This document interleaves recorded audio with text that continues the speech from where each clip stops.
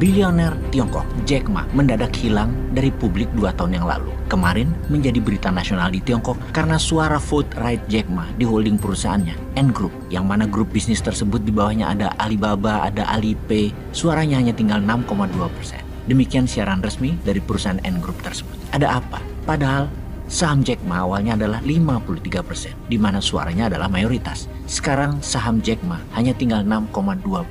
Rupanya pelajaran kepada Jack Ma oleh rezim otoriter Xi Jinping di tahun 2020 berlanjut, di mana awalnya di tahun 2020 Ant Group berencanakan listing di New York Stock Exchange, melepas 5 triliun saham senilai lebih dari 25 billion dolar, yang mana angka tersebut merupakan jumlah uang dana publik terbesar di sejarah dunia. Bukan hanya di Tiongkok saja, bukan di New York Stock Exchange saja, namun di dunia. Ant Group nilai sahamnya akan dilepas ke publik terbesar dalam sejarah ekonomi dunia. Namun the last minute, peluncuran IPO tersebut, Ant Group disuspend oleh pemerintah Xi Jinping perizinannya, di mana sebelumnya Jack Ma mengkritik sistem keuangan Tiongkok dengan memberi julukan pawn shop mentality, atau bahasa Indonesianya mentalnya sistem keuangan Tiongkok seperti tukang gadai. 10 hari setelah Jack Ma mengatakan hal itu, Ant Group izinnya dibekukan pemerintah Tiongkok, dan keesokan harinya Jack Ma menghilang dari publik, menghilang dari rumahnya, dan menghilang dari perusahaannya. 6 bulan setelah dirinya menghilang, Jack Ma diketahui ada di rumah keluarganya, dan tidak ada satupun komentar keluar dari mulutnya sejak saat itu. Dia sudah dibungkam rupanya oleh pemerintah komunis Tiongkok. Publik ketika Jack Ma hilang, terbayang 5 bilioner pengkritik kebijakan Xi Jinping sejak tahun 2015 hingga tahun 2020 yang juga hilang. Yang kemudian ada yang meninggal di penjara, ada yang dipenjara selama 10 tahun dengan tuduhan korupsi lah. Namun yang pasti semuanya dimiskinkan. Siapa dia? Xiao Jianhua, bilioner finance dari Tomorrow Group, Hua Guangyu, pengusaha bilioner bidang elektronik, Ren Zhijiang, dunia properti, Xu Ming dan Guo Guangqing, semuanya adalah bilioner sebelum Jack Ma, dan semuanya adalah pengkritik kebijakan Xi Jinping yang hilang. Jack Ma adalah yang terakhir dimiskinkan dari 53% ke 6,2%. Hartanya diambil pemerintah otoriter Xi Jinping. Memiskinkan bilioner populer adalah strategi untuk membuat Tiongkok menjadi negara selalu tanpa oposisi. Ngomong-ngomong, kalau sahabat menerima informasi seperti ini dari kakak tertua ya, jangan dihubung-hubungkan dengan santarannya Bosman. Bosman memang sering mengkritik kebijakan yang kurang membuat Indonesia terbang ekonominya, namun selalu memberikan alternatif solusi. Selain memberikan solusi, dipraktekkan langsung. Contohnya dalam membangun ekonomi akar rumput kaum wong cilik dengan strategi urun dana. Urun dana adalah salah satu solusi yang diberikan untuk bagaimana UMKM bisa dapat pendanaan, agar 40-an juta pengusaha UKM bisa dapat funding bagi hasil, bukan pinjam kredit dengan bunga rentenir yang menjadikan sistem ekonomi Wakanda jadi cocok dengan sebutannya yang Jack Ma katakan tadi, pawn shop mentality. Ya enggak lah. Bosman dan tim punya alternatif solusinya sekaligus mempraktekkan MMT secara murni. Misalnya saja Santara dibebaskan mainnya ya, pakai blockchain misalnya, tanpa aturan KSEI, namun tetap di bawah OJK pakai tokenisasi.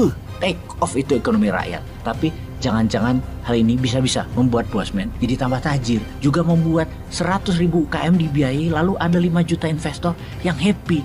Walau mungkin ada 2-3% penerbit nanti akan bermasalah, masih lebih bagus lah daripada bursa IDX presentasinya di mana lebih dari 15% tidak perform.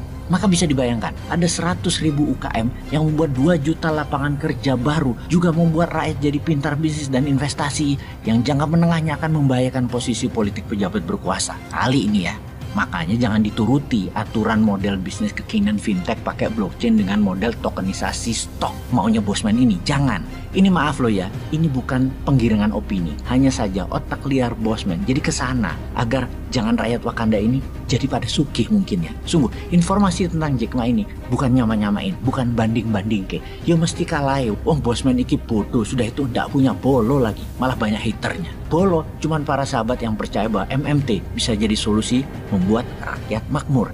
Ngarep dipermudah semua strategi bisnisnya. Namun sejauh ini masih belum lincah dan dibatasi regulasinya. Bukan seperti Tiongkok loh pemerintah sekarang ini, bukan. Pejabatnya mau melindungi investor agar rapi administrasi, tapi jangan macam-macam itu usaha urun dananya. Ikuti aturan walaupun kuno tapi aman. Itu di otak mereka, ya nggak apa-apa. Yang jadi kepikiran kenapa karakter Mardigu yang dikesankan disemprit. Tapi ya nggak apa-apa juga sih. Kalau secara pribadi Bosman masih asik aja, namun kok kesannya OJK juga pansos gitu loh. Bukan administrasi Santara yang difokuskan, tapi Bosman ya. Tapi oke lah, kita balik ke topik. Tenang, kita tetap nurut maunya pemerintah. Manut, kita buang 70%-an pengusaha UMKM yang baik namun tidak tertib administrasinya dari daftar Santara. Kalau perlu sisakan 32 saja.